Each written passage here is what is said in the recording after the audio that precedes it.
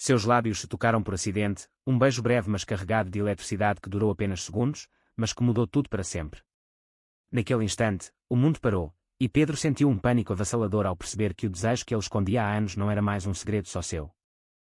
Pedro, com 25 anos, era o filho perfeito da família Oliveira, uma linhagem conservadora de Lisboa enraizada em tradições católicas e valores familiares rígidos. Seu pai, António, um advogado respeitado, esperava que ele seguisse os passos da família, casar com uma boa moça, ter filhos e perpetuar o legado. Mas Pedro carregava um peso invisível desde a adolescência, uma atração por homens que ele combatia diariamente com orações e negação.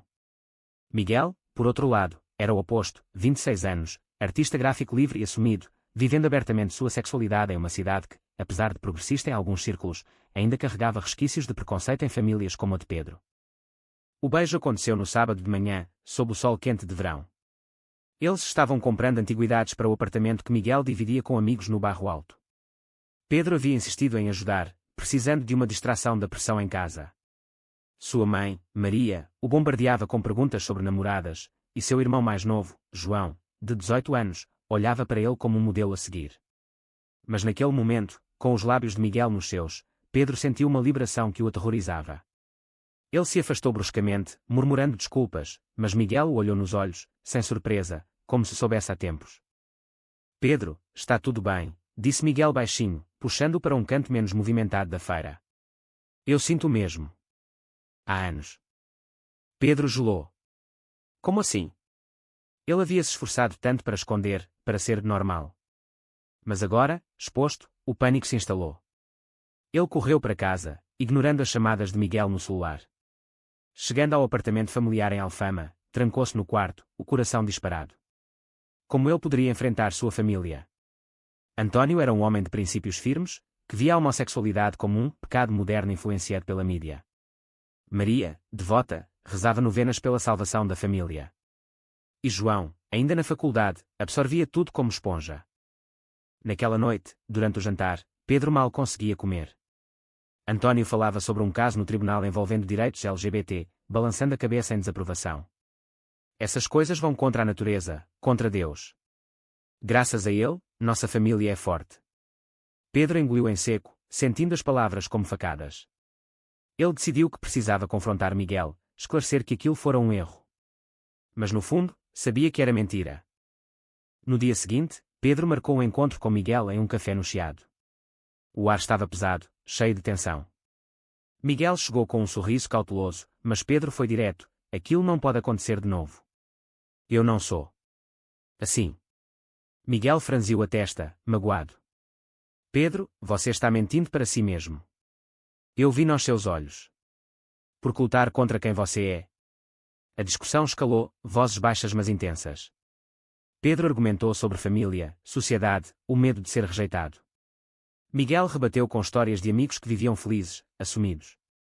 A vida é curta, Pedro. Vale a pena se esconder. Pedro saiu dali confuso, mas uma semente de dúvida foi plantada. Ele começou a pesquisar online, lendo sobre experiências de gays em Portugal, sobre o casamento igualitário aprovado anos antes, mas também sobre famílias desfeitas por revelações assim. A pressão interna crescia. Ele sonhava com Miguel, acordava suado, culpado. Enquanto isso, em casa, as coisas pioravam. Maria notou sua distração e insistiu para que ele conhecesse a filha de uma amiga, Ana, uma moça perfeita para ele. Pedro aceitou o encontro, na esperança de provar a si mesmo que era hétero. O encontro com Ana foi um desastre. Ela era simpática, bonita, mas Pedro não sentia nada. Conversavam sobre trivialidades, mas sua mente vagava para Miguel. Ele a deixou em casa cedo, alegando dor de cabeça. No caminho de volta, ligou para Miguel. Preciso te ver. Eles se encontraram em um banco no mirador da Senhora do Monte, com vista para a cidade iluminada. Ali, sob as estrelas, Pedro admitiu: eu gosto de você. Mas não sei o que fazer. Miguel o abraçou, e pela primeira vez, Pedro permitiu-se sentir. Mas o idílio durou pouco. João, curioso com o comportamento estranho do irmão, seguiu Pedro uma noite e os viu juntos. Chocado, João confrontou Pedro no dia seguinte. O que você está fazendo? Pai vai te matar. Pedro implorou silêncio, mas João, dividido entre lealdade e confusão, guardou o segredo por enquanto. A tensão em casa aumentava, com Pedro evitando olhares, mentindo sobre saídas. Miguel pressionava por mais: você precisa se assumir, Pedro. Viver assim é tóxico. Mas Pedro hesitava, temendo o colapso familiar. Ele via nos olhos de António o orgulho por ele, o filho mais velho, o futuro da família. Como destruir isso? Os dias se arrastavam em um turbilhão de emoções: alegria roubada com Miguel, culpa esmagadora em casa. Uma semana depois, durante uma festa familiar, tudo veio à tona. António anunciou que arranjara um estágio para Pedro em seu escritório, para prepará-lo para o casamento e a família. Pedro, pressionado, explodiu: eu não quero isso. O silêncio caiu. Maria perguntou o porquê, e Pedro, tremendo, disse: porque eu amo alguém. Alguém que vocês não aprovariam. António exigiu explicações, e João, incapaz de conter, murmurou: é um homem, pai. O caos irrompeu. António gritou, chamando-o de aberração. Maria chorou, rezando. Pedro saiu correndo, lágrimas nos olhos, para os braços de Miguel. Mas o preço já estava sendo pago: a família despedaçada, o pai desiludido, a mãe devastada. Pedro se perguntava se valera a pena. Pedro passou a noite no apartamento de Miguel, no bairro Alto, enrolado em lençóis desconhecidos, o corpo exausto mas a mente em fúria. Ele havia deixado para trás a casa em Alfama, onde as vozes ecoavam em sua cabeça: o grito de António: você não é meu filho? As súplicas de Maria: volte para Deus, Pedro. João, em silêncio, olhava para ele com uma mistura de pena e raiva. Agora, ali com Miguel, ele sentia um alívio momentâneo, mas o peso da traição à família o sufocava. Miguel tentava acalmá-lo, preparando um chá quente e falando baixinho sobre o futuro. Vamos devagar, Pedro. Muita gente passa por isso e sobrevive. Portugal mudou, as leis nos protegem. Mas Pedro sabia que leis não curavam corações partidos. Ele pensava em sua avó, falecida anos antes, que sempre falava de unidade familiar. Como ele havia traído isso? Pela manhã, mensagens no celular, Maria implorando para voltar, António exigindo que ele se afastasse. João enviou uma: você destruiu tudo. Por quê? Pedro decidiu confrontar a família. Marcou um encontro no Parque Eduardo VII, um lugar neutro, verde e amplo, onde o sol de Lisboa batia forte. Chegou cedo, nervoso, vendo António e Maria se aproximarem de mãos dadas, rostos endurecidos. João veio atrás, cabisbaixo. Sentaram em um banco, o ar carregado. António começou: o que você fez é inaceitável. Nossa família tem valores. Pedro rebateu, voz trêmula: valores que me obrigam a mentir. Eu sou gay, pai. Sempre fui. Maria chorou: é uma fase, filho. Vamos rezar juntos. A discussão foi acalorada. António citava a Bíblia, Pedro argumentava sobre amor verdadeiro. João interveio: e eu? Como fico nisso? Todo mundo na escola vai saber. Pedro sentiu uma pontada: ele havia pensado só em si. Miguel esperava do lado de fora, mas Pedro manteve afastado, temendo mais conflito. No fim, sem resolução, a família se separou. António disse: se escolher isso, não volte. Pedro saiu arrasado, mas determinado. Com Miguel, os dias seguintes foram de exploração cautelosa. Eles passeavam pelo castelo de São Jorge, mãos dadas discretamente, rindo de bobagens. Miguel contava sobre sua própria saída do armário, aos 18, com pais liberais que o apoiaram. Nem todo mundo tem sorte, mas você pode construir sua própria família. Pedro invejava isso, mas a culpa persistia. Ele perdeu o emprego temporário na livraria, distraído demais para trabalhar. Amigos comuns começaram a se afastar, sussurrando sobre o escândalo. Uma noite, em um bar no Cais do Sodré, Pedro encontrou um ex-colega de faculdade, Tiago, que era abertamente gay. Tiago ouviu a história e aconselhou: a sociedade portuguesa é mista. Em Lisboa, você encontra aceitação, mas famílias tradicionais resistem. Dê tempo. Mas tempo era luxo que Pedro não tinha. António cortou sua mesada, forçando-o a morar permanentemente com Miguel. A intimidade crescia, mas Pedro questionava: era amor ou rebelião? João ligou uma semana depois, pedindo para se encontrar em segredo. No café da Baixa, João confessou: eu te entendo mais do que você pensa. Eu também sinto atração por garotos. Pedro ficou atonito. Seu irmão, o caçula perfeito. João explicou: vi você sofrendo e me identifiquei. Mas agora, com pai furioso, não sei o que fazer. Pedro aconselhou cautela: não se assuma ainda. Espere. Mas João rebateu: hipócrita. Você se assumiu e nos deixou no caos. A conversa terminou em lágrimas, com João prometendo silêncio, mas o laço entre irmãos rachado.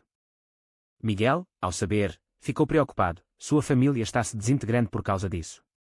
Vale a pena. Pedro defendeu, vale por ser verdadeiro. Mas internamente, duvidava. Ele sonhava com reconciliação, mas António recusava chamadas. Maria enviava mensagens religiosas, implorando conversão. Pedro frequentava grupos de apoio LGBT em Lisboa, ouvindo histórias semelhantes, pais que perdoavam após anos, outros que nunca voltavam. Ele se sentia parte de uma comunidade, mas isolado da sua raiz. Um mês após o beijo, Pedro recebeu uma carta de António: venha à missa de domingo. Talvez Deus nos guie. Ele foi, coração apertado, à igreja de São Vicente de Fora. A família estava lá, rígida. Durante a homilia sobre perdão, Pedro sentiu esperança. Após, conversaram no adro. António admitiu: eu te amo, filho, mas não aprovo. Mude. Pedro recusou: não posso mudar quem sou. Maria sugeriu terapia, para curar. Pedro saiu furioso, sentindo a traição. Com Miguel, a relação intensificava. Eles viajaram para Sintra, escapando da cidade, explorando palácios e florestas. Ali, Pedro se sentiu livre pela primeira vez. Mas ao voltar, realidade bateu. João foi pego beijando um garoto na escola, rumor espalhado. António explodiu, culpando Pedro: você o influenciou. João negou, mas o dano estava feito. A família em crise total, com Maria sofrendo um colapso nervoso. Pedro confrontou António em casa: pare de culpar. João é como eu porque é assim, não por mim. António rebateu: você trouxe isso para nossa casa. A briga escalou, com socos verbais sobre moral, sociedade, Deus. Pedro saiu, prometendo nunca voltar. Mas no fundo, doía. Ele pagava o preço: perda de herança, amigos, identidade familiar. Miguel o apoiava, mas tensões surgiam. Miguel queria compromisso público, Pedro hesitava. E se eu perder mais? Uma discussão no apartamento, Miguel acusou de covardia, Pedro de pressão. Eles se reconciliaram, mas a rachadura apareceu. Meses se passaram, e Pedro se adaptava a uma nova vida. Trabalhando como freelancer em design gráfico, graças a contatos de Miguel, ele morava no apartamento apertado, longe do conforto de Alfama. Lisboa parecia diferente, as ruas coloridas agora carregavam memórias amargas. Ele via casais gays passeando no Príncipe Real, invejando sua liberdade, mas sua própria jornada era marcada por cicatrizes. João, expulso de casa temporariamente por António, veio morar com eles. Aos 18, confuso e rebelde, João trazia mais tensão. Pai me odeia por sua causa, acusava Pedro. Miguel mediava: vocês são vítimas do mesmo preconceito. Os três formavam uma família improvisada, cozinhando juntos, compartilhando histórias.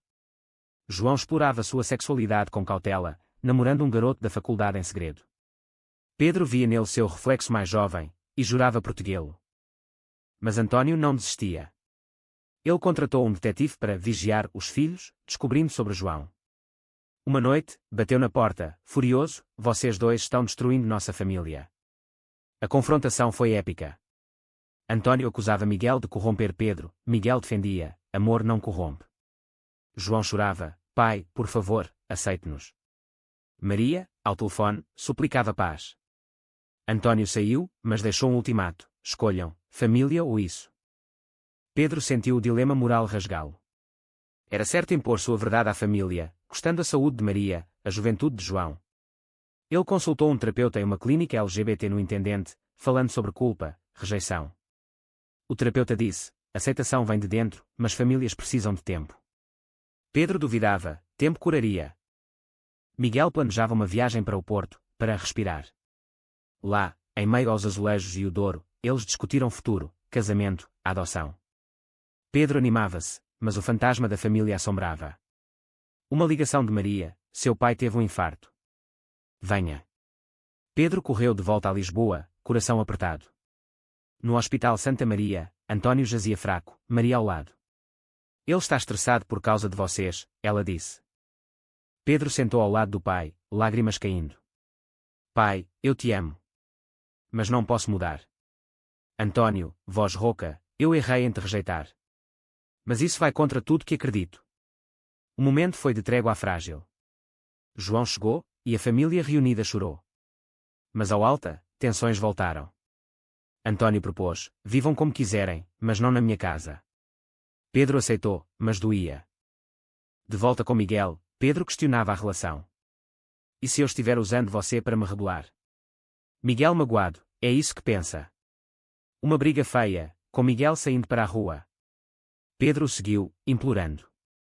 Reconciliaram-se, mas a confiança abalada. João, vendo o caos, decidiu voltar para casa, mentindo sobre sua sexualidade. Vou fingir por enquanto. Pedro discordou: não se esconda como eu fiz. Mas João rebateu: você me mostrou o preço. Não estou pronto. A traição doeu, João escolhendo a família sobre a verdade. Sociedade pesava. No trabalho, Pedro ouvia piadas homofóbicas, sentindo o preconceito latente. Em uma manifestação pelo orgulho em Lisboa, ele marchou com Miguel, sentindo empoderamento, mas via contra manifestantes católicos, e quando vozes de Antônio. Uma reviravolta, Maria descobriu cartas antigas de Antônio, revelando um tio gay exilado anos antes. Confrontou o marido: você repetiu o erro da sua família. Antônio, abalado, refletiu. Ligou para Pedro: vamos conversar de verdade. No jantar em casa, sem julgamentos iniciais. Antônio admitiu medos: temo pelo seu futuro na sociedade.